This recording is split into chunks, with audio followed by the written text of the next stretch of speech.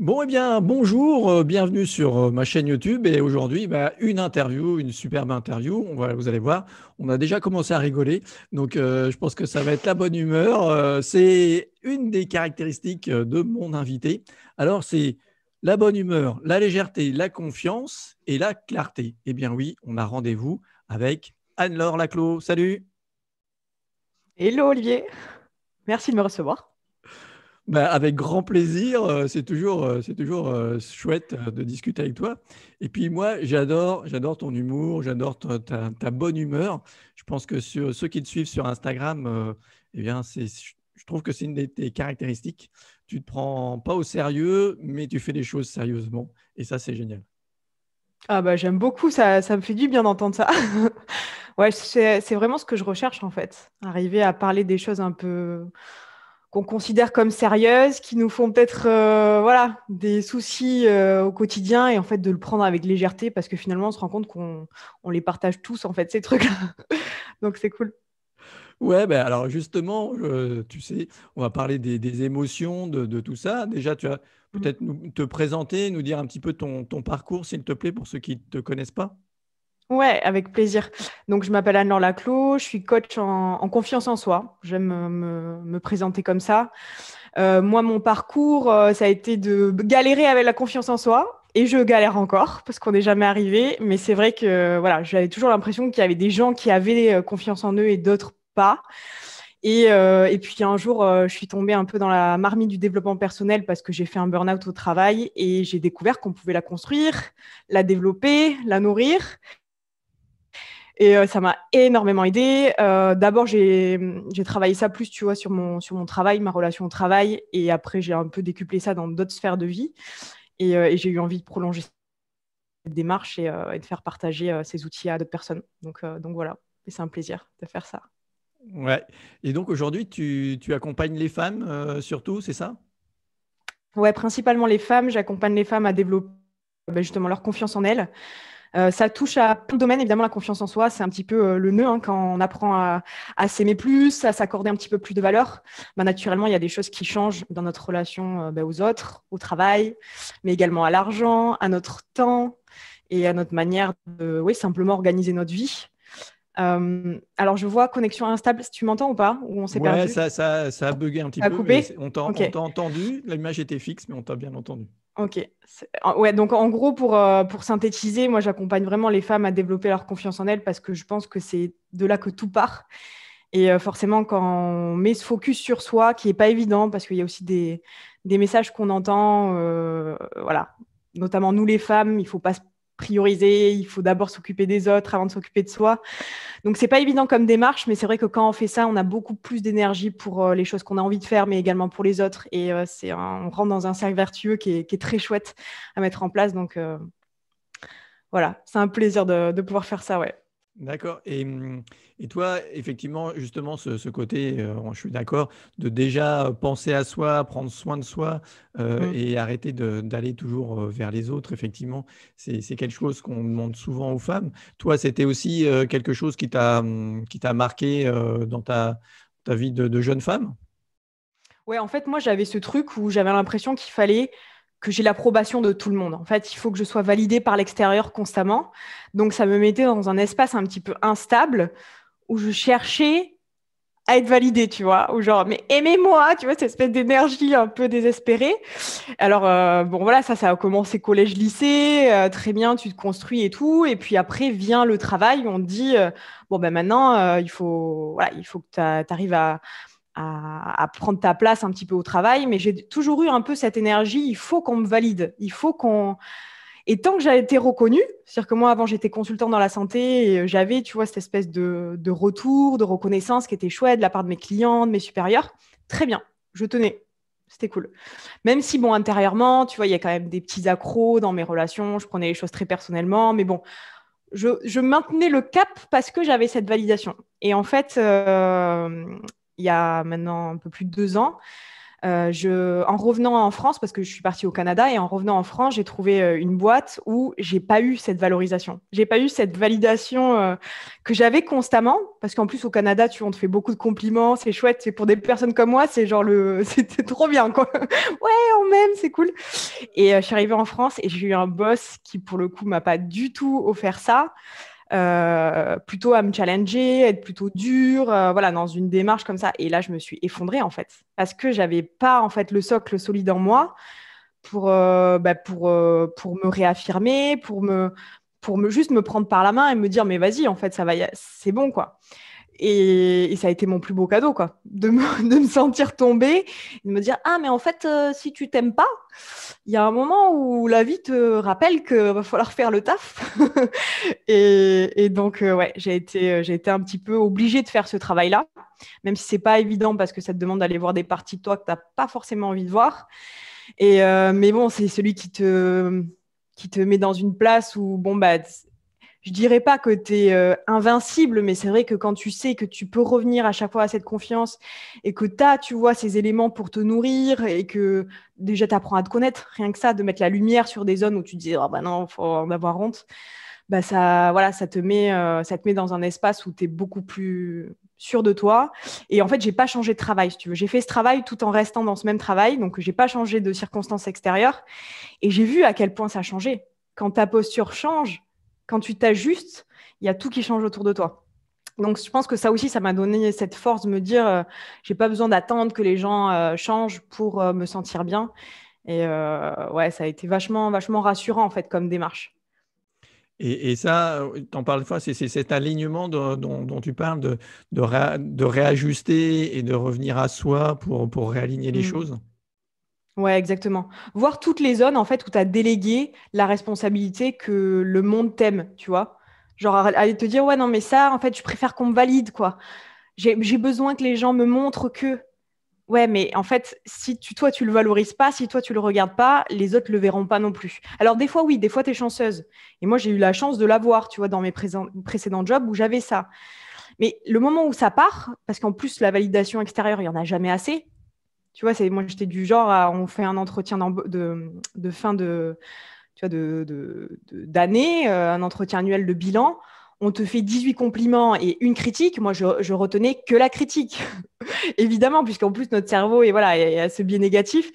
Donc, si en plus de ça, toi, tu as un espace intérieur qui est complètement perméable, c'est-à-dire que tu n'as pas appris à te valoriser, le moment où tu n'as plus ces aspects positifs qui rentrent, ça tombe comme un château de cartes, quoi.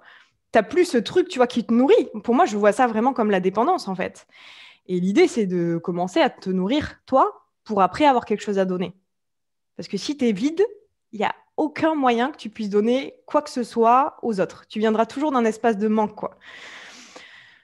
Ouais, je suis parfaitement d'accord. Et puis ça résonne bien sur cette responsabilité, en fait.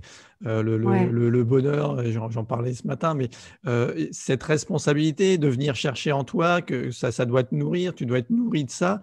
Et c'est Mm. prendre cette responsabilité, comme tu le disais, à partir du moment où tu délègues, tu donnes le pouvoir à l'autre. Et donc, du coup, eh ben, OK, des fois, peut-être qu'il en fait quelque chose de bien. Et puis, des fois, voilà, il vient de chahuter. Et du coup, tu te retrouves un peu perdu. Totalement, exactement. Et j'aime trop quand tu dis tu donnes le pouvoir à l'autre, c'est vraiment ça. Or, l'autre, tu le contrôles pas. Tu peux pas lui dire non, mais vas-y, valide-moi un petit peu plus. Et même dans nos relations, tu vois, même amoureuses, on a un peu ce truc non, mais vas-y, valide-moi, valide-moi. Et bien sûr qu'on a des attentes, bien sûr qu'on peut dire voilà mon langage de l'amour et j'ai besoin que tu me dises, mais on n'aura jamais la main sur l'autre. Il n'y en aura jamais assez finalement. Parce que l'autre dira bien sûr des trucs, mais c'est pas exactement le script qu'on aurait voulu. Et tu vois, de te dire qu'en fait, la seule chose que tu peux contrôler, c'est toi. Et en plus, tu peux contrôler la manière dont tu t'aimes, qu'est-ce qui résonne pour toi, qu'est-ce qui marche en fait, tu vois, dans cette manière de te nourrir. Et tu peux t'en donner autant que tu veux. Donc, tu deviens un peu ta propre machine. Moi, j'aime bien prendre cette métaphore. C'est ta machine à billets d'amour, en fait. D'amour, d'abondance. Et c'est sur demande, en fait.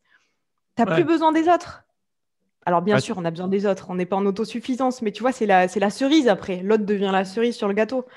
Ouais, c'est ce que moi j'aime bien avec les personnes, c'est développer cette autonomie. Effectivement, on n'est pas en Mm. autosuffisance, on est des êtres d'interaction, hein, mais cette autonomie, gagner cette autonomie, de se donner de l'amour, et moi, l'autonomie émotionnelle, c'est vraiment hyper important de prendre cette responsabilité et d'avoir cette autonomie.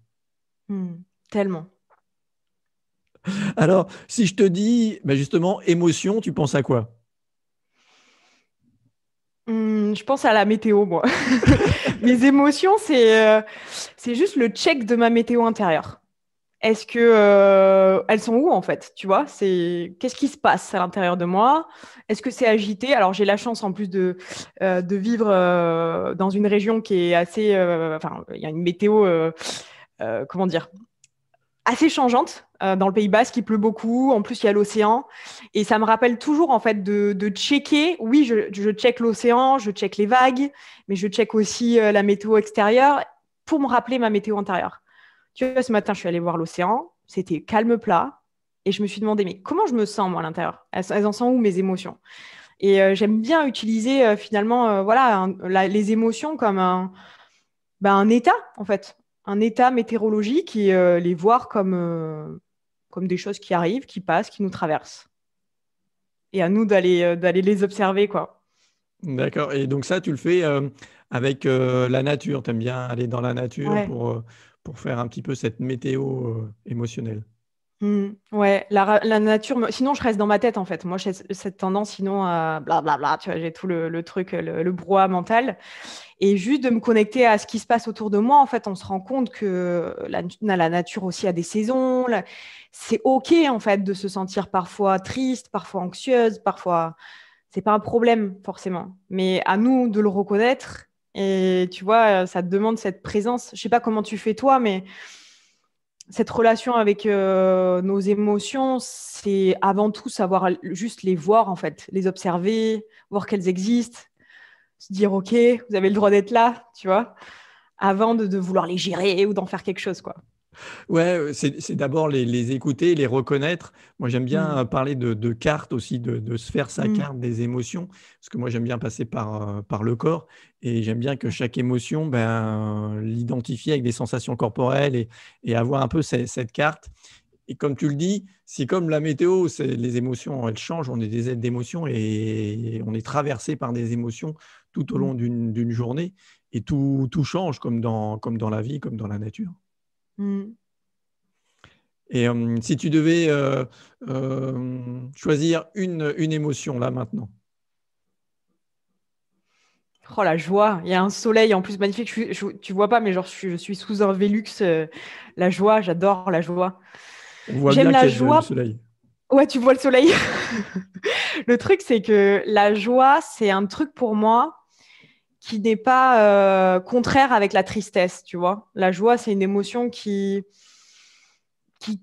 peut englober beaucoup de choses, en fait, qui n'est pas que positive. Je pense que il y a, ouais, il y a ce truc avec la joie, je pense qu'on peut la cultiver dans des mini-choses, quoi. Même si c'est la merde complètement, on peut avoir des petits moments de joie.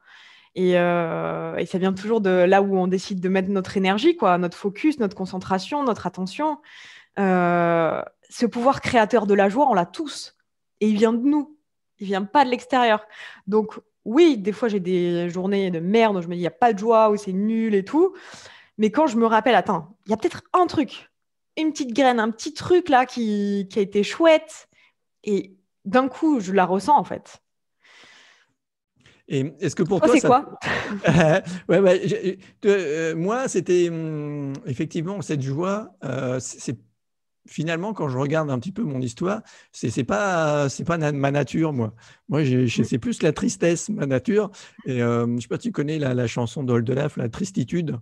Non, Euh, je connais pas. Tu connais pas la tristitude. Je trouve que ça résume bien l'attitude de tristesse, en fait.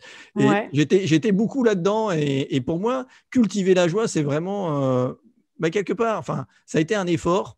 Et ça l'est encore parfois, mais beaucoup moins. Et c'est ça. Est-ce que toi, ça a été quelque chose de naturel? Est-ce que la joie a toujours été naturellement chez toi, ou c'est quelque chose qu'il faut que tu travailles et que tu cultives C'est une bonne question.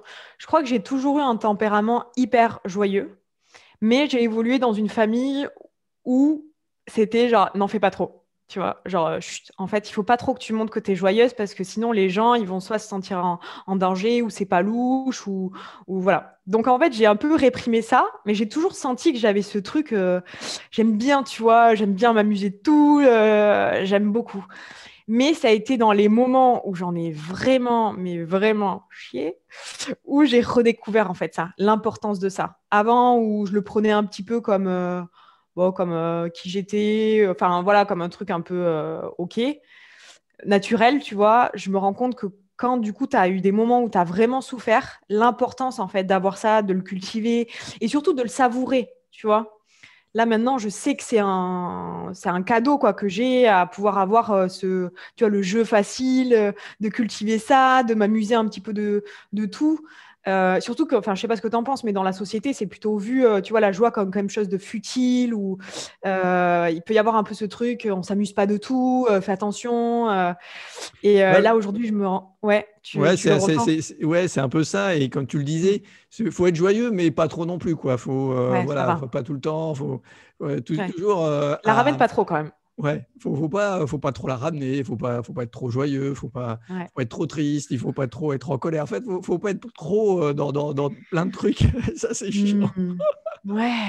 Ouais, et puis ouais, ce truc de, en fait, il faut pas trop être dans l'expression de nos émotions, parce que quelque part, voilà, il faut être dans un truc un peu neutre, voire un peu rigide, alors que bah, c'est pas ça la vie, quoi. Enfin, en tout cas, moi, c'est pas ma vision de la vie. Moi, au contraire, j'ai envie de mettre le plaisir au centre de tout, dans tout ce que je fais, parce que c'est là où je suis simplement là. D'une part, je pense que c'est là où je suis au max de mes capacités, parce que je suis dans le plaisir, parce que je suis motivée par la joie, que je crois pas que ce soit le stress et la rigidité qui me permet d'être bien, et en plus qu'on est aussi dans la transmission, qu'on peut être dans ce lien-là. Enfin, il y a que le voir. On voit quelqu'un qui sourit, j'en sais rien, mais même la commerçante.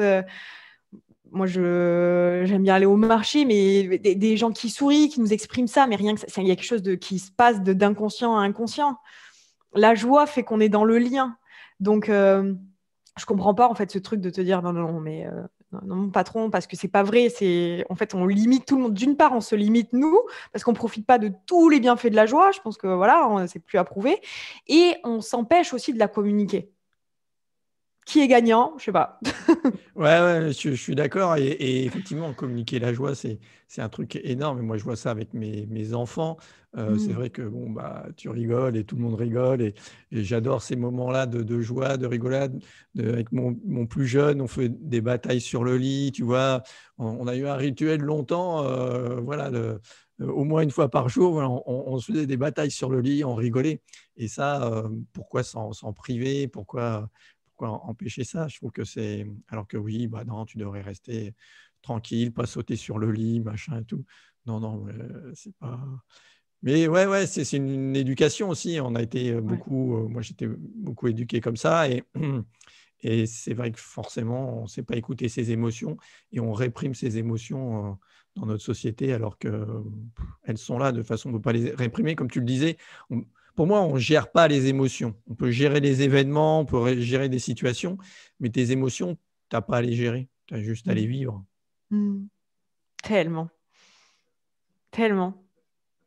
Et, et ça me rappelle, tiens, tu vois, bah, pourquoi j'ai pris contact avec toi, on est rentré en contact parce que voilà, il y avait cette joie qui était communicative et j'avais envie de découvrir. Alors, on s'était rencontrés sur des événements et tout ça en ligne, mais, mais ouais, moi j'aime bien et les gens que j'interviewe et les gens qu'on peut retrouver, c'est ça, c'est cette connexion parce qu'à un moment donné, il y a ce plaisir, comme tu le dis, à pouvoir échanger avec les gens. Tu te sens que voilà, il y a un bon feeling et tu vas passer un bon moment.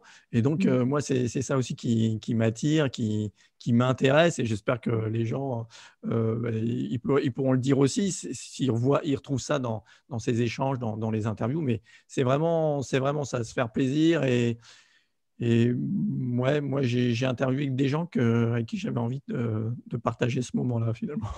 Mais absolument. Et si on pouvait baser, tu vois, tous nos échanges sur ça, en fait, par le plaisir, non pas parce qu'on peut avoir ce truc. Moi, je sais que j'avais ce truc aussi avant. Bah, il faut que tu fasses quelque chose pour avoir quelque chose en retour, tu sais. Genre, il y a cette espèce de truc où en fait tout devient question de rentabilité. Il faut que je fasse ça parce que… Et en fait, ça, c'est clairement pour moi ce qui enlève la joie. Parce que la joie, c'est justement faire quelque chose juste pour le kiff, en fait. Pour le kiff, pour le plaisir. Et voilà, je sais pas si on va en parler, mais dans l'entrepreneuriat, tu vois, tu peux vite te perdre dans ce truc. Non, mais il faut que je fasse ça, ça, pour ça, pour ça. Et en fait, quand on remet juste en fait, tu le fais juste pour kiffer, tu vois des gens juste pour kiffer, tu passes juste un bon moment. Moi, ça me demande de switcher, hein. Des fois, je peux rentrer carrément dans l'autre paradigme où voilà, je vais pas y arriver direct, mais quand enfin, tu vois, je me laisse expérimenter ça et en fait, c'est trop bien. C'est trop bien. Et puis en plus, tu es beaucoup plus efficace quand tu le fais comme ça. Tu es beaucoup plus efficace. Énergétiquement, ça n'a rien à voir. Tu communiques carrément autre chose. Et c'est vrai, tu as raison, dans nos métiers, dans l'entrepreneuriat, dans le coaching, moi, finalement, je me sens pas vraiment coach parce que voilà, j'ai discuté avec les coachs qui ont fait des écoles, machin. Il y a un protocole, il y a un truc à suivre. Je dis, mais ouais, elle est où la joie, elle est où le plaisir? Ouais, il faut faire par étapes, faire machin. Oh, putain, mais moi, ça me gonfle. Pas ça, quoi. Et c'est vrai, c'est tout ce que tu dis. Moi, dans le marketing aussi, c'est vrai que il faut apprendre des trucs, il y a des règles. Et ça me rappelle, moi, j'ai fait de la photo, j'aime beaucoup la photo. La photo, quand tu apprends la photo, et comme tout, il y a des règles à respecter. Il y a un cadrage, il y a des positions, voilà, la mise au point, il y a des choses à respecter. Mais en fait, une fois que tu as acquis ça, après, tu peux te lâcher, tu peux faire les trucs et vivre comme tu le veux et faire plaisir à prendre des photos, à faire du marketing comme tu veux, à faire de l'entrepreneuriat comme tu veux. Et finalement, aujourd'hui, je pense que ce qui tue un peu le coaching et ce côté développement personnel, c'est que on a l'impression que tout le monde fait un peu la même chose. Et ça, c'est un peu ennuyeux. Mais j'adore ce que tu dis. Parce que, tu vois, moi, j'ai connu les deux. J'ai connu le côté bon élève, tu suis les règles, tu fais ce qu'il faut faire. Donc, créativité, zéro. Créativité, zéro, puisque il faut faire et je dois faire ça. Et j'adore de se dire, en fait, que, OK, mais en fait, et si l'autre manière de faire, c'était en fait d'exprimer qui on est. Et qu'à partir du moment où tu exprimes qui tu es, où tu es dans la joie, mais des fois, c'est des gens, ils sont dans la colère, peu importe l'émotion qui les traverse, mais qui est authentique, en fait, avec eux. Et si, quand tu faisais ça, en fait, tu n'avais même plus de compétition, il n'y a plus à faire, il n'y a plus de trucs. Est-ce que c'était ça qui pourrait permettre justement d'atteindre ton niveau de succès que tu veux Tu vois, c'est ce truc, en fait, on t'apprend à, comme tu dis, tu vois, suivre un protocole, suivre des règles et tout. Et je pense qu'au début, bien sûr que ça peut être nécessaire parce que bon, voilà, je parle pas quand tu es médecin, quand tu veux opérer des gens, tu es obligé de passer par 10 ans de médecine et c'est encore mieux. Mais tu vois, dans nos métiers, il y a quand même une part qui est intuitive, qui est créative. On coach avec ce qu'on est, en fait, beaucoup plus qu'avec ce qu'on a appris, avec ce qu'on sait. Donc, si on pouvait un petit peu plus basculer dans quelque chose où, en fait, on s'autorise, parce que c'est qu'une question d'autorisation, tout ça, à juste être celle qu'on a envie d'être, celui qu'on a envie d'être et de transmettre avec le cœur et plus qu'avec ça là-haut. Oh, ça serait tellement plus fluide, mais tellement plus fluide. Ouais, je suis d'accord. Et même moi aussi, enfin, j'ai encore du mal hein, parfois à trouver justement ce plaisir, à savoir effectivement, des fois je passe des périodes où c'est pas évident parce que je trouve pas ce plaisir. Et c'est, comme je te disais, pour moi, c'est pas forcément quelque chose de naturel et qui, alors pourquoi, je sais, c'est pas la question. Les pourquoi, c'est pas toujours les meilleures questions, mais mais c'est ce travail, c'est aujourd'hui, trouver les bons outils. Toi, comment tu fais? Est-ce que tu vis aussi des choses comme ça? Complètement. Et c'est-à-dire que je le sens dans ma manière de me sentir. C'est-à-dire quand je ne suis pas alignée, quand j'essaie de suivre un truc, tu vois, qui n'est pas moi. Et en plus, moi, j'ai une tendance assez naturelle à vouloir imiter. En fait, je peux très facilement entendre quelqu'un me dire « Ah, c'est ça qu'il faut faire » et puis penser que c'est moi, en fait. J'ai cette tendance à prendre un petit peu, tu vois, les trucs et à me sentir complètement désalignée parce que bien sûr que c'est pas moi. Et au début de mon entreprise, c'est ce que je faisais, tu vois. Ok, c'est ça qu'il faut faire, je fais. Et puis, je crois que c'est la manière, en fait, d'y arriver. Et en fait, ça m'arrive encore, mais maintenant, je le sens. Je le sens. Il y a un désalignement. Alors oui, c'est un peu subtil, mais il y a un truc qui n'est pas aligné, en fait, qui n'est pas moi. Et ça vient d'un espace de peur, en fait. C'est de penser que, en fait, qui je suis n'est pas suffisante pour avoir ce que ce que je veux en fait. Euh, et donc, ça va me donner envie d'aller imiter ou tu vois, d'essayer ce que fait machin, et puis machine, et puis truc. Mais en fait, tout ça, ça veut juste dire que tu as oublié ta vision. Tu t'es désaligné. Et c'est OK, on le fait tous, tu vois. On est tous amenés à voir, à se comparer. Et pour moi, c'est ça, en fait, qui me désaligne. C'est que quand je pense que le chemin de quelqu'un est la voie à suivre, tu vois. Donc moi, c'est ça qui va m'enlever de mon chemin et de ma joie. C'est quand j'arrive plus en fait à être dans ce que je suis, dans l'authenticité, quoi. Ouais, effectivement ce réalignement qui passe, comme tu le dis, par des choses plus subtiles pour moi, ça passe par le corps, par les sensations, comme les émotions. C'est apprendre à écouter son corps. Et encore une fois, on est dans une société qui nous coupe complètement de ça. Et c'est vraiment un processus qui est vraiment indispensable de réapprendre à écouter son corps pour écouter ses émotions, pour écouter son intuition, pour écouter tout ça. Et comme tu le dis, c'est vrai qu'il y a derrière tout ça, finalement, j'aime bien, moi, la dualité en fait de la vie. Je pense qu'il y a ces deux facettes. Il y a la joie et puis il y a la peur. En fait, pour moi, ça se résume à ça. Bon, la joie, l'amour, tout ce côté, et puis après les peurs qui sont là et qui t'empêchent finalement de te réaligner dans ce côté joyeux, plaisir. Voilà. Alors, Ouais. ouais, toi, quelle est la plus grande peur que tu as dû dépasser alors? Oh, la question. Je crois que c'est la peur de me montrer comme qui je suis. Tu vois, de pas avoir, d'enlever un peu les masques. Alors, je ne crois pas en fait à se montrer sans masque, exactement comme qui on est. Je crois pas à l'authenticité. Pour moi, l'authenticité, elle se construit chaque jour. Mais c'était ce truc de se dire, en fait, j'avais cette certitude que qui j'étais n'était pas assez bien, donc il fallait toujours que je m'adapte. Il fallait toujours que je montre une partie de moi plus valorisée, donc de m'adapter, tu vois. Et en fait, je crois que mes peurs, je suis en train de les déconstruire avec mon entreprise. C'est ah tiens, quand je me montre comme ça, tu vois, quand je parle de moi, alors que bon, mais c'est pas une partie de moi qui est très chouette. Euh, Qu'est-ce qui se passe en moi, tu vois? Ah, c'est bon, ça passe, quoi. Et c'est dépasser ces trucs, ces paliers où, tu sais, je peux m'exprimer en étant moi, parce que ça, c'est ma plus grande peur, moi, que qui je suis n'est pas assez, et que on peut pas m'aimer pour qui je suis, en fait. Donc, ouais, et c'est ça, en fait, à chaque fois. Et au début, je me rappelle tu vois, parce que pour moi, le développement personnel, c'est pas t'ajoutes des choses, c'est t'enlèves des couches, en fait. Et au début, moi, j'avais donc cette peur, elle était vraiment très, très active, et même dans mon couple, tu vois. C'est est-ce que si j'enlève cette partie-là de moi, on va m'aimer, hein. Est-ce que si je me montre comme ça, on va m'aimer? Et au début, quand tu es sûr qu'en fait, tu es tes masques, tu es sûr qu'en fait, on va pas t'aimer. Tu vois, vraiment, tu es certain. Et bien sûr que tu passes pas de ça à c'est bon, on m'aime pour qui je suis d'un coup. Ça demande d'enlever, en fait, tu vois, de tester et de, OK, est-ce que si je montre ça, cette part de vulnérabilité, si je dis que j'ai honte là ou si je dis que je suis jalouse ici, qu'est-ce qui se passe, tu vois? Et ça, c'est en petits pas, quoi. Et c'est un travail, je pense, qui dure toute la vie. Mais c'est ça, pour moi, la plus grande peur. Et toi? Ouais, ben, alors pour revenir là-dessus, c'est Ouais. vraiment ce chemin de développement personnel. Je suis tout à fait d'accord. Moi, c'est toutes ces couches qu'on met un peu et qu'il faut se débarrasser parce qu'on met Mm. pour se protéger. Mais comme je le dis souvent, bah, les armures, si tu mets des armures, je ne sais pas si tu as déjà porté Tellement. une vraie armure, putain, c'est lourd. Ouais. Et donc, si tu en mets plusieurs, c'est hyper lourd et c'est difficile. Et donc, tu perds la joie. Donc, le truc, c'est effectivement se débarrasser, se dépouiller de ça. Mm. Pour moi, la plus grande peur, je pense que, encore une fois, ouais, c'est pas totalement réglé, c'est cette peur du manque, mais je pense que ça va avec ce que tu dis, peur de pas qu'on m'aime pas pour ce que je suis parce qu'il te manque quelque chose, tu vois.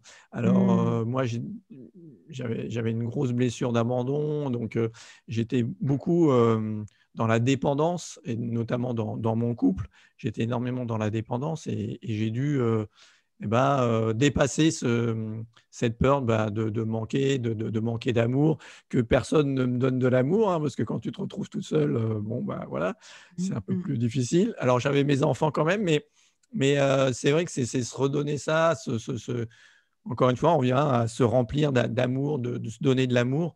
Et cette peur du manque, alors bien sûr aussi, comme tu le disais, en tant qu'entrepreneur, voilà, il faut que les finances, elles rentrent et tout ça. L'argent, la peur du manque au niveau de l'argent, elle est là. Mais c'est vrai, quand tu pars de ça, tu pars d'un endroit de manque, énergétiquement, c'est pas le meilleur endroit. Et c'est pas comme ça que tu vas générer quelque chose de positif en partant justement sur une source qui est plutôt dans le manque. Ouais. Et puis, enfin, ça demande un niveau de conscience qui est quand même très vigilant parce que je trouve que la peur du manque, moi aussi, je la ressens. Quand elle est activée, il y a cette espèce d'urgence, en fait, tu vois, c'est comme si tu n'étais même plus aux commandes ou tu vas faire des trucs pour essayer de réparer. Et ça demande ce niveau de conscience de te dire, attends, là, l'espace d'où ça part, c'est pas du tout aligné. Et souvent, on est obligé d'arriver jusqu'au résultat, de te dire, OK, ça ne marche toujours pas. Bon, il y a peut-être quelque chose à rectifier, quoi. Et moi, ce que j'ai essayé, tu vois, c'est voilà, au lieu de passer à l'action dans cet espace de... Et ça m'arrive, bien sûr, que voilà, c'est partie du truc, quoi, c'est erreur. Mais arriver, en fait, de l'identifier plus tôt pour voir que... En fait, ton corps te signale, quoi. Ton corps, c'est vraiment, et comme tu dis, tu vois, c'est ton meilleur ami pour te dire, attends, là, il y a quelque chose que tu es en train de te raconter qui te dessert, il y a quelque chose qui n'est pas nourri en toi. Quelle est la reconnaissance? Moi, j'aime bien me dire ça, c'est est-ce que tu le fais par générosité ou est-ce que tu le fais par attente de validation extérieure, tu vois? Est-ce que c'est parce que quand tu es nourri, quand tu es rempli, pour moi, tu vois, c'est comme c'est un vase que tu as rempli, en fait, tu donnes le surplus, tu vois, tu es tellement plein d'abondance, d'amour que tu donnes le surplus. Ou est-ce que tu le fais parce que tu es vide et que tu attends d'avoir quelque chose de l'extérieur? Et souvent, on peut être dans l'un et pas forcément s'en rendre compte, quoi. Et moi, je le vois, hein, clairement, c'est des fois, OK, là c'est complètement parti d'un espace où j'avais besoin d'être validée. Bon, c'est un Ouais, mais chemin. comme tu le disais, c'est pour moi, dans le développement personnel, l'erreur aussi, c'est de croire qu'il y a un but. En Ouais, fait, au début, on se dit, ah ouais, je vais faire ça, puis après, ça va être réglé, tout va être réglé, ça va être chouette. grave. Non, non, non, non, c'est un chemin, c'est pas un but. C'est Et, ça. et C'est un job à plein temps, quoi. ouais, non, et puis c'est toute une vie ou peut-être plusieurs vies, suivant Oui. les croyances, mais c'est vraiment ça. Moi, ce qui a vraiment changé, c'est à un moment Mm. donné, je me suis dit, ah ouais, j'ai eu ce truc, ouais, quand j'aurais fait ça, quand j'aurais fait ceci, quand j'aurais réglé ça, après, Mm. ce sera bon. Bah non. Alors, tu as une petite part, un petit moment, moi, où déprime, ah merde, voilà. Mais non, en fait, c'est de trouver cette joie, c'est de trouver ce plaisir, à se dire sur ce chemin, quel est le plaisir que je veux avoir, quel partage, avec quelle personne je veux le partager. Parce que tu parlais de relations et de trucs aussi, des fois, comme tu le disais, c'est plus fort que toi, hein. Bon, là, moi, ça me parle parce que c'est le cerveau reptilien qui te parle et qui quelque part, te dirige, te contrôle. Et donc, ça, ce truc-là, OK. Maintenant, si en face, quand tu es dans une relation, quelqu'un est ouvert à ça et prêt à discuter de ça et à avancer là-dessus ou pas. Mm. C'est toute la différence. Et c'est vrai que Mm. moi, dans les rencontres que je fais, les rencontres qui te font nourrir, qui te font grandir, voilà, où tu peux échanger, c'est ça, se dire, OK, là, j'ai réagi ou depuis cet espace, voilà, je te le dis, c'est humain, on n'est pas parfait. Et donc, voilà, on peut échanger. Par contre, si en face, tu as quelqu'un qui se bloque, qui est en réactivité finalement, mais qui n'a pas ce recul et cette analyse un petit peu de se dire, bon, OK, d'accord, il y a eu ça qui s'est passé, eh bien, ça devient un peu compliqué. Je ne sais pas comment… Et ça demande tellement de courage, tu vois, ce que tu viens de dire, cet espace où tu te dis, voilà, en fait, là, j'ai réagi, en fait. J'ai réagi parce que je me sentais peut-être inférieure ou j'étais blessée. Tu vois, ne serait-ce que dire ça, mais souvent, quand tu t'autorises, en fait, à poser ça, dire, voilà, là, j'ai l'autre a la capacité aussi de reconnaître sa propre humanité, tu vois, de voir que, ah, mais ça résonne, en fait, de suite. Et là où on pense qu'on s'expose trop, on pense on est la faible, ou en fait, ça ne fait que résonner avec l'autre, et c'est de là que crée une vraie connexion, parce que L'autre aussi s'autorise en fait les fois où il réagit parce que l'autre aussi est humain et ça va lui arriver, alors peut-être pas dans la relation, mais au boulot où il va s'énerver, à dire ah ouais, mais là moi aussi peut-être que. Donc dès qu'on s'autorise en fait à accueillir cette vulnérabilité, notre humanité, cette partie voilà très réactionnelle de nous, ben en l'accueillant, on lui donne de l'amour et on permet aussi aux autres de faire la même chose. Pour moi, ça fait partie d'un processus même de guérison, quoi. Sans vouloir s'en débarrasser. En fait, quand elle survient, parce qu'elle survient de temps en temps, toujours, et je pense qu'elle survient toujours, de se dire que ça fait partie, comme tu l'as très bien dit, de notre humanité, ça s'enlève tellement un poids, quoi. Ce truc de devoir être parfait, ça aussi, on a marre, quoi. Ouais, ouais, ouais, c'est parfaitement ça. Et pour moi, c'est vraiment, il y a un mot, quand tu parlais de ça, c'est de l'intimité. La vulnérabilité, pour moi, elle va avec Mm. l'intimité. C'est à quel moment bah, tu livres cette intimité et tu donnes à voir l'intimité. Ça ne veut pas dire que tu laisses rentrer l'autre dans ton intimité. C'est-à-dire, à partir quand est-ce que tu laisses voir cette intimité? Je pense que dans la relation, qu'elle soit avec un collègue, un ami ou un partenaire, dans ton couple, il y a OK, cette intimité, jusqu'où tu es prêt à montrer cette intimité et à te montrer toi-même. On parlait d'authenticité. Et je pense que là, on touche vraiment le truc, le noyau dur. Et ça, moi, je l'ai longtemps, je ne l'ai pas fait. Même en couple, même avec la personne qui était la plus proche de moi, même avec mes parents et tout comme ça, et c'était parfois difficile. Il y a ce côté d'intimité vraiment que tu livres pas. Ouais. C'était quoi, toi, tes blocages quand justement tu te livrais pas? Qu'est-ce qui venait interférer? Oula, alors moi, maintenant, j'ai fait un peu de travail, mais à l'époque, je regardais même pas, quoi. Tu vois, à l'école, je Ouais, fuyais tout ça. ouais. Je fuyais, je voulais pas voir, je n'essayais pas Mm, du tout d'analyser. mm, Aujourd'hui, bah, c'est cette peur qu'on m'aime pas pour qui j'étais et montrer son intimité, montrer sa vulnérabilité, c'est aussi montrer bah, ses parts d'ombre. Ouais, des mm, fois, on n'est pas bienveillant tout le temps. Hein, on n'est mm. pas, c'est pas le monde des bisounours. Des fois, bah oui, je blessais celle que j'aimais, mes enfants, voilà. Et ben oui, admettre que bah oui, bah, là j'ai fait ça, j'ai été un gros con, et je t'ai blessé, voilà. Bah, c'était difficile parce que encore une fois, comme tu le disais, bah, après, comment on va m'aimer de Mm, cette position-là? Et, mm.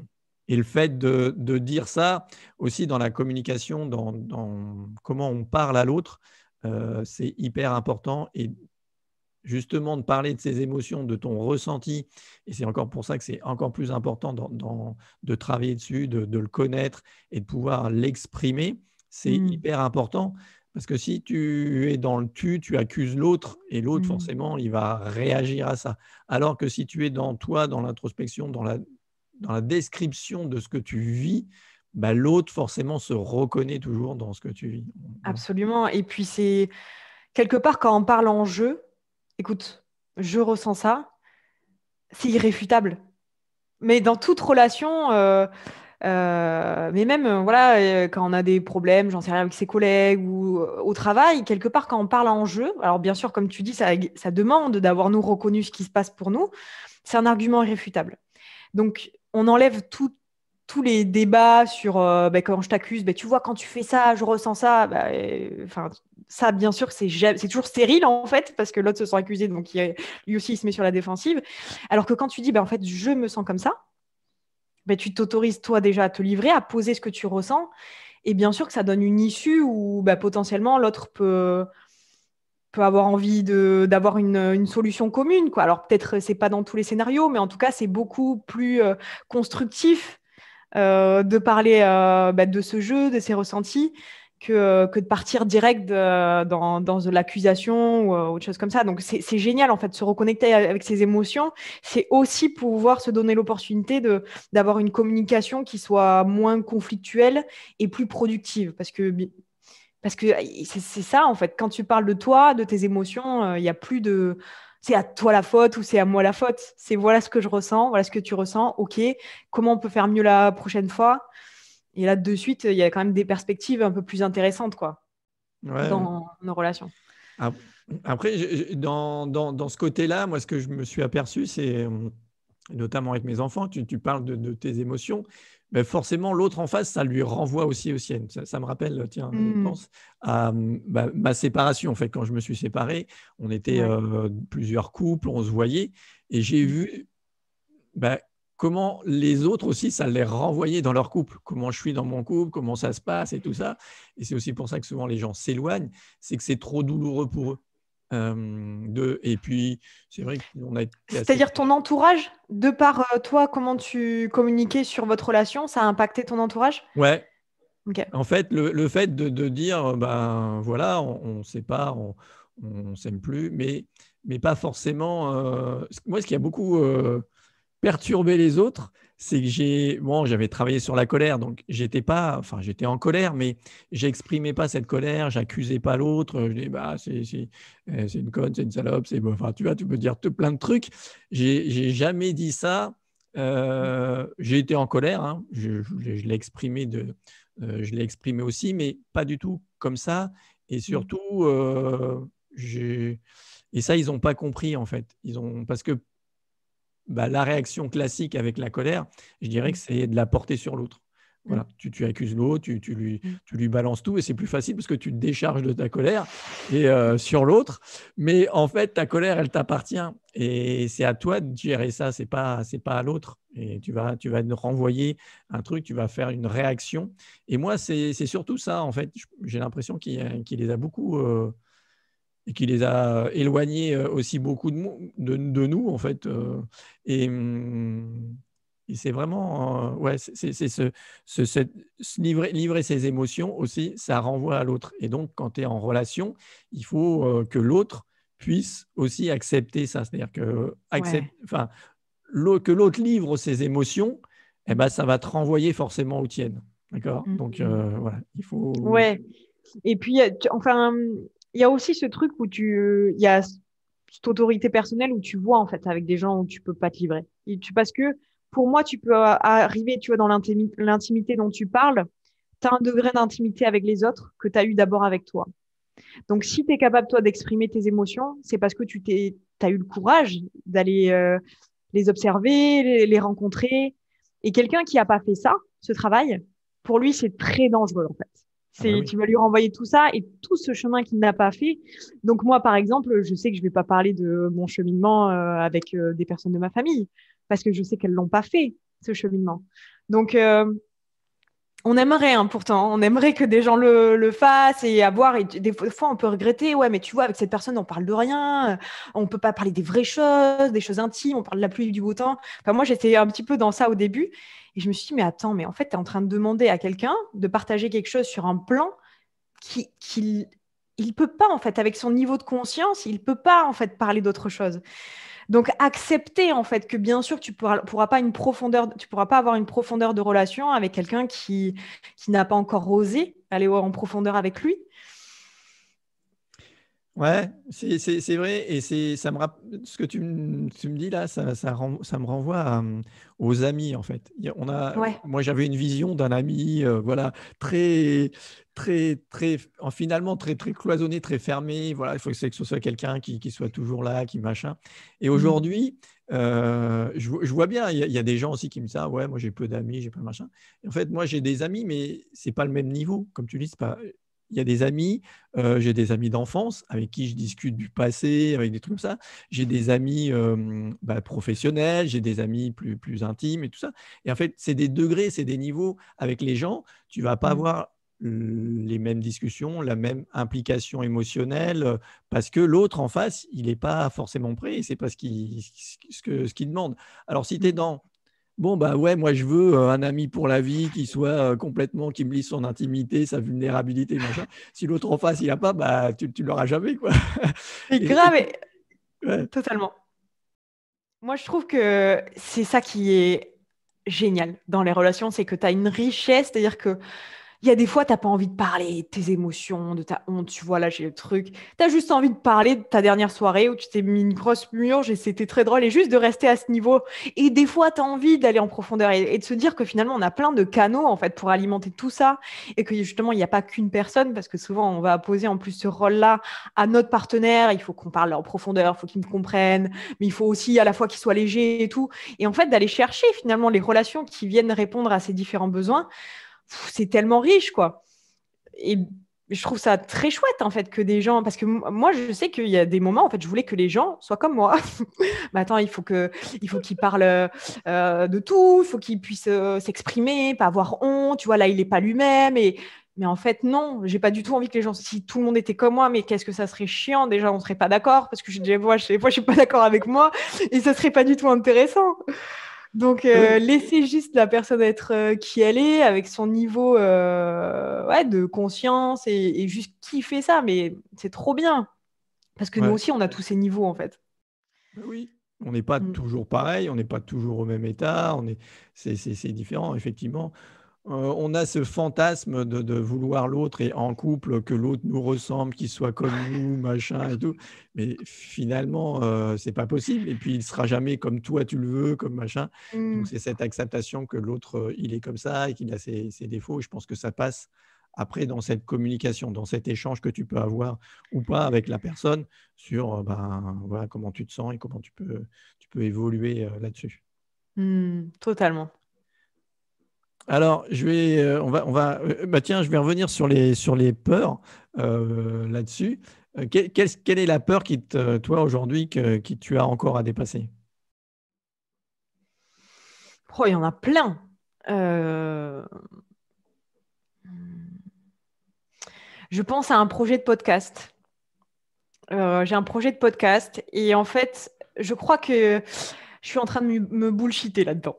Je crois qu'il y a de la peur et je me dis, ouais, mais ça va prendre du temps, ça va prendre de l'énergie et peut-être que en fait, toi, tu es faite pour accompagner des gens et ça sera peut-être pas le meilleur usage de ton énergie, mais je pense qu'il y a aussi de la peur là-dedans. Donc, ça serait la peur d'investir du temps dans quelque chose où je suis pas sûre d'avoir le retour que je veux, la peur d'être bien acceptée, la peur de mal faire. Donc, il y a une série de choses là-dedans. Et je me laisse un petit peu entre les deux. Des fois, j'aime bien me dire que maintenant, c'est pas ce que tu veux faire.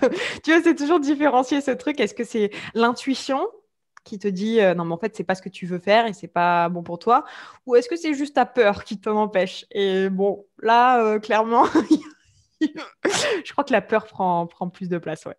Ouais, et ce que j'aimerais dire aux gens, c'est que c'est normal hein, d'avoir peur, c'est tout à fait normal et ça permet d'avancer, ça permet de se dépasser et aussi parfois bah, de se protéger. Et c'est OK, on est tous dans ce cas-là et c'est normal. Voilà. Le truc, c'est de ne pas rester bloqué dedans, de ne pas rester enfermé là-dedans. Mais c'est vrai que c'est complètement normal. Alors tiens, en fait, j'avais prévu quelque chose. Je suppose que ça, tu vas reconnaître. Je reconnais. Tu vois, je l'ai pas loin. Donc, je me suis dit, bah, je ne vais pas tirer une carte comme ça. J'en ai un autre. Je ne sais pas si tu le connais. Celui-ci, c'est l'oracle des haïkus. Non, non, tu m'en as parlé la dernière fois. Mais ouais, Ouais. ouais, ouais. Ça Et, a l'air très chouette. et je l'aime beaucoup parce qu'il y a des petits haïkus dessus. Mm. Et ben, j'ai envie de faire ça. Donc, on va faire ça puisqu'on parlait Allez, go. d'intuition. Euh, et, euh, et tu vas. Bah, je sais pas, je vais étaler, puis tu vas me dire la carte que tu veux, d'accord? Je te dis stop. Tu me dis stop. C'est vrai, je te dis stop, c'est Ouais, ça? ouais. Ok. Stop. Alors, révélation. Révélation. Qu'est-ce que ça te dit déjà l'image? J'aime bien ces arbres. J'adore les arbres, moi. Moi, je veux habiter près d'une forêt. Donc, ça me plaît bien. Bah toi, enfin, il y a les Landes, hein, tu as la mer et tu as la forêt, Ouais. donc Ouais, mais dans le Pays Basque, là, il y a des forêts très chouettes. ouais, je connais assez peu. J'ai été une fois au Pays Basque, mais c'est vrai que j'avais beaucoup aimé. Alors, le petit haïku de révélation. Penché, le sculpteur voit dans la pièce de bois la forêt entière. Hmm. Ça te parle? Ouais.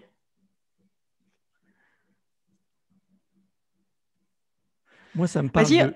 Ouais, pardon. Moi, Non, ça me je veux parle bien de que tu... vision. Ouais. De vision. OK. Ouais, c'est... Alors, je te la relis. Penché, le sculpteur voit dans la pièce de bois la forêt entière. Hmm.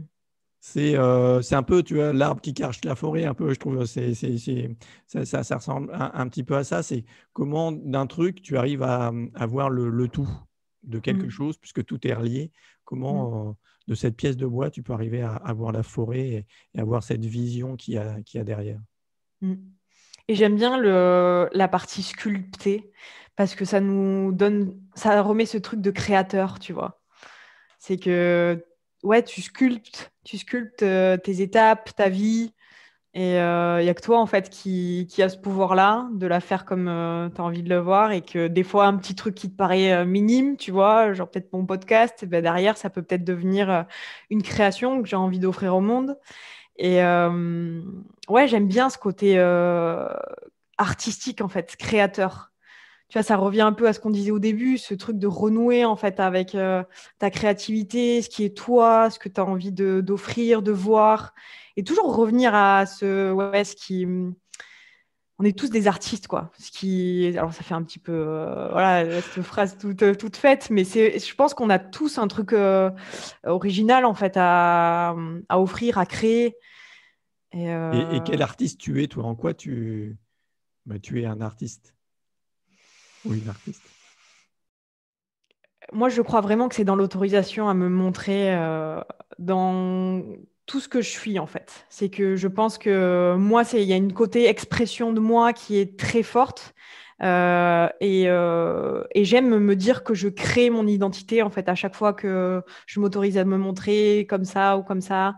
Et ouais, je pense que c'est en cela, en fait, que je suis une artiste. Après, je pense qu'on crée aussi beaucoup dans nos métiers, tu vois, cette co-création, pour moi, c'est une co-création dans ce qu'on va offrir en termes d'énergie, d'élan. Alors oui, c'est impalpable, tu vois, mon conjoint, lui, il est charpentier, donc il a cette partie, voilà ce que je crée et ça se voit. Moi, c'est sûr que c'est invisible, mais c'est sûr que je suis créatrice, ouais. Et toi, Ouais, en c'est quoi c'est tu es vrai. créateur? Ouais, le côté, bah, je pense que c'est ça aussi dans la relation, quand tu accompagnes quelqu'un, tu es forcément dans la co-création. Parce Mm, que les humains, on fonctionne comme ça. Et tu vois bien, à chaque accompagnement, chaque personne, c'est différent. Tu fais mm, des choses différentes, il y a des choses différentes. Euh, Moi, dans le côté créatif, là-dedans, l'artiste que je suis, c'est justement peut-être aller, un peu comme le sculpteur avec le bois et les arbres, là, dans la simplicité de l'émotion, dans le truc un peu épuré, épurer un peu les émotions. Tu vois, mm, moi, j'ai ce côté-là où ouais, un peu. Très, très épuré, mm, le côté artistique, mais très, très épuré et en lien avec les émotions. mm. Le minimaliste de l'émotion, quoi. Ouais. Ouais, trop beau. Ouais, pour justement, comme tu le disais, tout se dépouiller de tout ça, je pense que Ouais. ouais, on en revient à ça. Et quand tu parlais, toi, de relations, de création, tout ça, dans Bonjour Clarté, dans la clarté, quoi, toi, comment tu le retrouves? C'est marrant ce que tu dis parce que justement quand tu disais, moi j'ai l'impression voilà d'épurer en fait les émotions. Bien sûr, moi je travaille aussi beaucoup avec les émotions et la clarté de cela vient la clarté d'esprit. Je pense que quand tu as fait le travail d'aller regarder en fait ce qui se passe en toi, d'aller épurer, hein, ouais, comme tu dis, un petit peu toutes ces zones d'ombre. De cela vient la clarté d'esprit.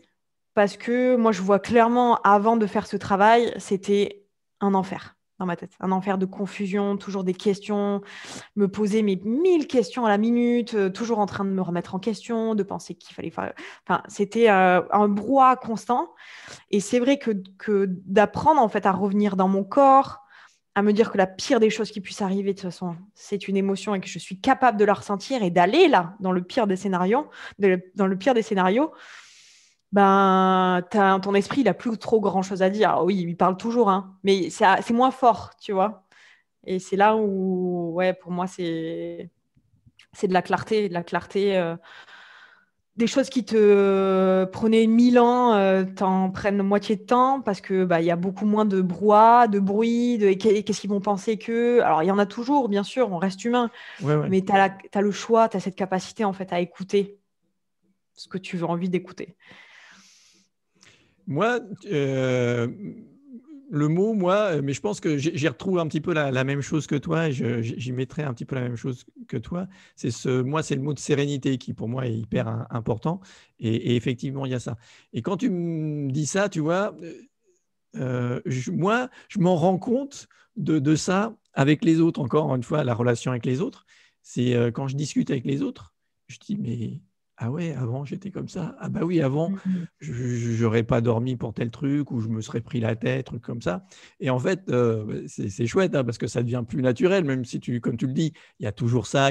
Voilà, on n'est pas parfait. Il n'y a pas de 100% à atteindre la sérénité parfaite, la zénitude parfaite, elle n'existe pas. Mais c'est, ah ben ouais, ok, ben moi je suis beaucoup plus, en fait, beaucoup moins en réaction et donc de plus en plus dans cette sérénité, dans cette clarté, dans cette simplicité en fait de la vie, parce que finalement, elle est hyper simple, on se la complique, mais la vie, elle est hyper simple. Voilà.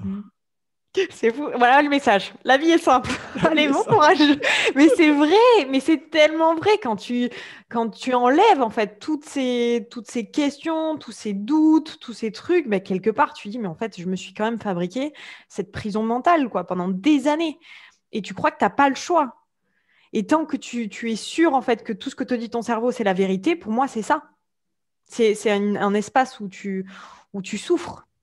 Parce que tu peux pas être créateur en fait parce que quand tu crois que ton cerveau est constamment en train de te dire bah, t'es nul, ouais, oui c'est vrai, enfin, c'est l'enfer. Et quand tu prends cette distance, que tu commences à voir en fait que tout ça c'est pas nécessairement vrai. Et en plus de ça, tu t'es pas obligé de subir et tu peux rentrer dans quelque chose de léger en fait, ne serait-ce que par autoriser les vibrations qui te traversent à être là.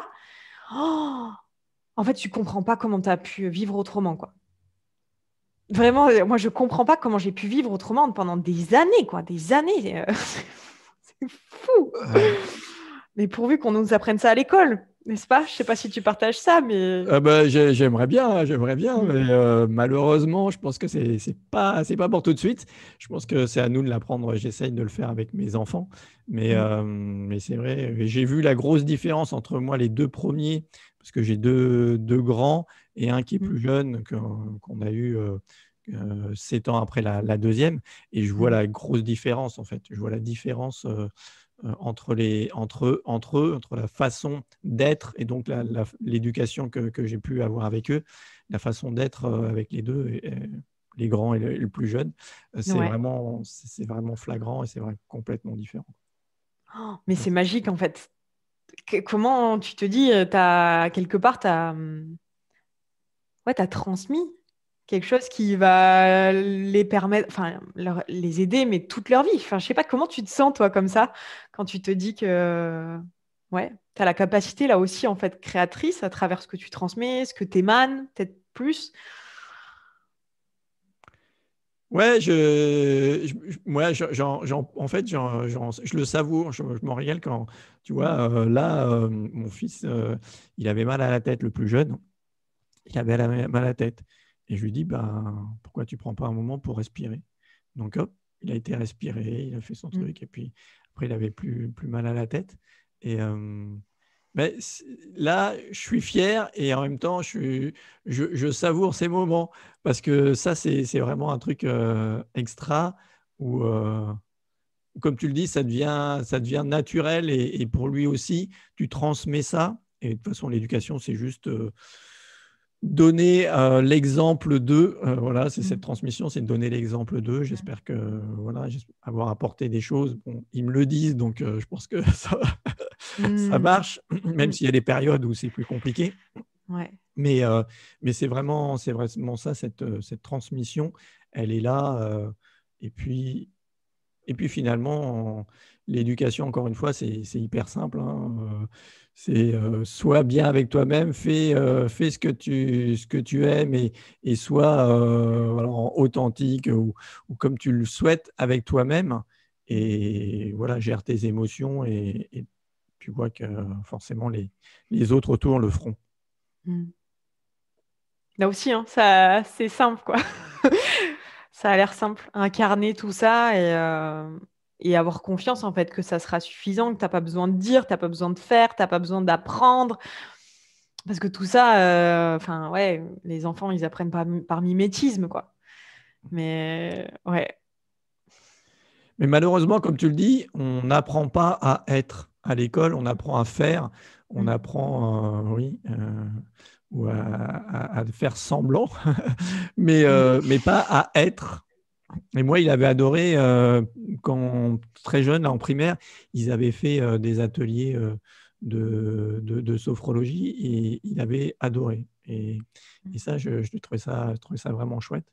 Malheureusement, le système voilà, ne valorise pas ça et ne prend pas ça en considération, mais c'était vraiment, je pense que c'est quelque chose d'important, et notamment sur les enfants, à leur apprendre à être. Mais tellement. C'est notre rôle, à tous. Alors, je vais te proposer ma nouvelle formule en quelque sorte. Oh là là. Ouais, j'ai fait des questions un peu. Tu connais la boîte à questions? Ouais, carrément, du D'accord? burger quiz. Non, Non, pas c'est quoi? C'est quoi chez la boîte à Canal. Ouais, quiz? tu sais, ils sont dans une Ah boîte oui, de oui, oui, questions. carrément. Ouais, je sais pas Alors là, pourquoi tu burger es dans quiz. ta boîte, hein, tu es dans ta salle. Ok, Je vais mettre les questions là dans Converser. ok, D'accord? Tu vas regarder les questions. yes. Et puis, moi, je dis rien. Je te laisse répondre. Comme dans la boîte à questions, tu Ok. réponds, tu fais ton truc. Génial. D'accord? Ouais, top. Alors, c'est parti.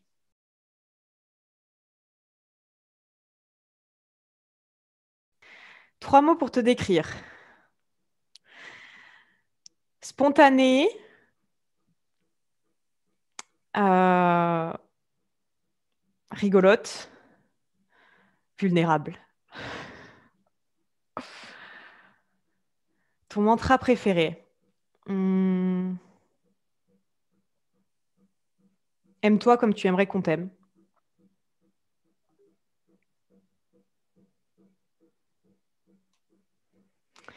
Alors, la dernière fois où tu as transformé tes doutes en clarté. Ce matin.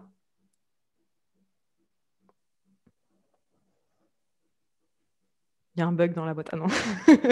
La première chose que tu te dis le matin. J'ai la chance d'exister. Ça n'a pas toujours été ça. Hein. Mais là, je le ressens, ouais. Ta plus grosse honte. Ma plus grosse honte. Oh, oui, j'en ai une. Ça a été de, justement, imiter le contenu d'une coach, d'une de mes mentors, et qu'elle m'ait demandé de le retirer. Qu'est-ce qui t'énerve le plus? Moi-même. Quand je fais des trucs comme ça. Quand j'essaie d'imiter les autres. L'aliment auquel tu ne peux pas résister. Ouf, ah, il y en a pas mal. Ah, le beurre d'amande. Oh là là, quelle tuerie. Le beurre d'amande, oh, ça, c'est pour jauger avec ta capacité à t'arrêter, quoi. Le truc que tu ne referas plus jamais. Bah justement, imiter les autres. Enfin, je ne sais pas si je peux dire jamais. Mais en tout cas, je sais que ne faites pas ça. Vraiment. Ça m'a tellement desservi. C'est tellement envoyé le message qu'en fait, qui tu es n'est pas assez d'imiter quelqu'un d'autre. Que non. Ça, j'ai envie de me promettre de plus jamais le refaire. Ouais. Le dernier cadeau que tu t'es offert, un coaching. 10 choses pour vivre dans la joie. 10 choses. Oh là là. Première chose, aime-toi. Là, tu es en train de te dire ça va être long parce que 10 choses. Aime-toi, fais ce qui te fait vibrer. Sois toi-même. C'est des généralités, hein, mais c'est vrai. Prends-toi du temps dans la journée pour rien faire. Te connecter à tes 5 sens. Va kiffer, va voir, j'en sais rien, une vue qui te fait du bien, va te promener. 5e chose, prends soin de toi. Prends soin de toi dans tous les sens du terme, émotionnellement, spirituellement, physiquement. Entoure-toi bien des gens qui te nourrissent, qui te font du bien. Et puis même si tu te dis, ouais, mais moi, j'en ai pas, mais cherche toujours. Et puis, mets-toi dans des conditions où, en fait, il y a ces gens-là. Investis en toi. Investis en toi parce que tu es la personne la plus importante de ta vie.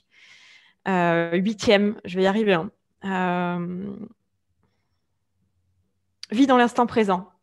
Même si ton cerveau il veut t'amener dans le passé, dans le futur, reviens dans l'instant présent, parce que c'est là où la joie est là. Et 2 autres trucs, mange du beurre d'amande et fais des blagues. Amuse-toi sur tout et rien. Voilà. Tu peux nous danser la joie? Ah ouais! Tout, tout, tout, tout, tout, tout, tout, tout, tout. C'est ça la joie. Trop bien. Ouais, danser, j'adore aussi. Danser, Ah ouais. chanter, c'est aussi un bon truc pour être dans la joie. Moi, mes enfants, des fois, ils me disent arrête, papa, parce que j'invente des paroles. Tu parlais de créativité, j'invente des paroles sur des n'importe quoi. Ah ouais. Et voilà. Ah, j'ai trop envie de voir ça, Olivier. Tu nous fais une vidéo là. Ouais, bah, j'ai pas le réflexe de me filmer en même temps parce que ça vient C'est ça, il faut le spontanément. partager, ça. Hein. Ouais. J'ai pas ce réflexe, moi, de partager tous ces trucs-là. C'est vrai que bon, je suis pas forcément aussi une génération du téléphone par rapport à mes enfants. Voilà.